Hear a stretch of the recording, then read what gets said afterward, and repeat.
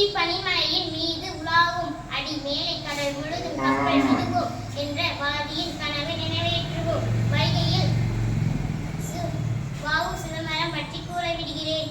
நாட்டு விடுதலைக்காக தன்னையே மெழுகாய் உருக்கிக் கொண்டு தியாகி வாவு சிதம்பரம் ஆவார். ஒட்டப்பிடாரத்தில் 1872ஆம் ஆண்டு செப்டம்பர் 5ஆம் நாள் பிறந்தார். இவரது தந்தை உலகநாதர், தாயார் பரமாய் அம்மாள். இவர் காங்கிரஸ் இயக்கத்தில் இணைந்து கொண்டு சுதந்திர போராட்டத்தில் ஈடுபட்டார்.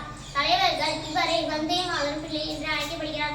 ஆங்கிலேய கப்பல் நிறுவனங்களுக்கு போட்டியாக சுதேசி கப்பல் திட்டத்தை துவக்கினர். சிறைச்சாலையில் மாட்டிற்கு பதிலாக வாவு சிதம்பரம் செக்கு இழுத்தார். இதனால் செக்குத்த செம்மல் என்று அழைக்கப்படுகிறார். கப்பலுடைய தண்டனை என்றென்றும் போற்று வழங்குவோம். நன்றி.